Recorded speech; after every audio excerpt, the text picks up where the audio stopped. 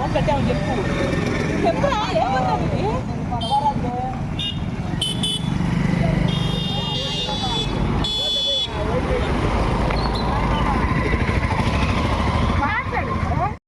అబ్బాయి వెళ్ళి ఇలా పెవని లాగుతూ వెళ్తున్నారు అమ్మవారి గుడి కాడికి వెళ్ళి తిరణాలా అందరు చూడు ఎంత చక్కగా నవ్వుతున్నారు నవ్వు మొహాలు పెట్టండి కలకల్లా ఆడిపోతుంది బాగా చెబుతావరా చెప్పు ఇలా అమ్మవారి గుడి కాడికి వచ్చేసాను నేను పొంగల్ చేసుకుంటున్నాను ఇలా కాళికాదేవి మాతది తిరణాలండి మీ అందరం కలిసి పొంగల్ చేసుకుంటున్నాము ఇదిగోండి పొంగల్కి పసుపు కుంకుమ పెట్టి పొయ్యి మీద పెట్టాలి ఇదిగోండి ఒక గ్లాస్ నీళ్ళు తీసుకున్నాను పాలు పోస్తున్నాను ఒక 1/2 లీటరు ఒక 1/2 లీటర్ పాలు పోస్తున్నాను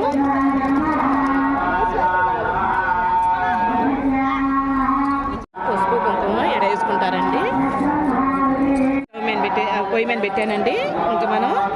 గ్యాస్ పొయ్యిలు కూడా ఉన్నాయి గ్యాస్ పొయ్యిలు ఉన్నాయి కానీ అది 170 180 అంటండి అందరు పాలు ఇలా కట్టెలు తెచ్చుకొని మన పల్లెటూరు కదా కట్టెలు తెచ్చుకొని పొంగల్ చేసుకుంటున్నాము చేసిందండి ఇంకా మనం మళ్ళీ ఒకసారి చూద్దాం బియ్యం వేసుకుందాం పొంగల్ రాగానే బియ్యం వేసుకోవాలి రెడీగా తిప్పేస్తాము చిన్నగా తిప్పుకున్నామండి పొయ్యిలు సరిలేవు ఎడ ఓకే ఇంటికాడ నలగొట్టుకొని వచ్చేసానండి బెల్లము యాలకులు కూడా దీంట్లోనే వేసేసాను ఉప్పు కూడా వేసేసాను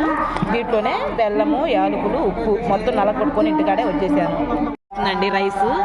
అది ఉడకాలి కొద్ది టైం పడుతుంది అదిగో పొంగల్ ఇంకొకరు ఉడికితే సరిపోతుంది అన్నం ఉడకాలి లేకపోతే అన్నం ఉడకుని బెల్లం వేస్తే రైస్ అనేది ఉడకదండి ఇదిగో దగ్గర పడింది ఇంకా మనం అందులోకి జీడిపప్పు పక్కన పెట్టుకున్నాము నిప్పులు పక్కన తీసానండి జీడిపప్పు పెడుతున్నాను దీని మీద ఇంక మనం బెల్లం వేసేసుకుందాం బెల్లం వేసాం కదా చిన్నగా తిప్పుకోవాలండి ఎందుకంటే పొయ్యిలు సరిలేవు నాకు ఇక్కడ అదిగో అలా తిప్పుకుంటూ పొంగల్ రెడీ చేసుకున్నాం ఇలా తయారు చేస్తానండి వ్యాపారం చేస్తారు కొంచెం దగ్గర పడింది పాలు ఎక్కువ పోసానండి అందుకని కొంచెం సేపు నీరు తీయాలి ఈగుతం దింపకూడదు కొంచెం నీరు తీస్తేనే దీనికి రుచి వస్తుంది ఇదిగో చాలామంది చేస్తున్నారు పొంగళ్ళు అసలు ఎందుకండి పెట్టేసానండి పొంగల్ సిమ్లో నీరు తీయాలని చెప్పి అన్నారు అదిగో దాంట్లోకి జీడిపప్పు నెయ్యి అండి వేసి పెట్టుకున్నాను ఇదిగో జీడిపప్పు నెయ్యి వేసేసాను ఇంకా దింపటమేనండి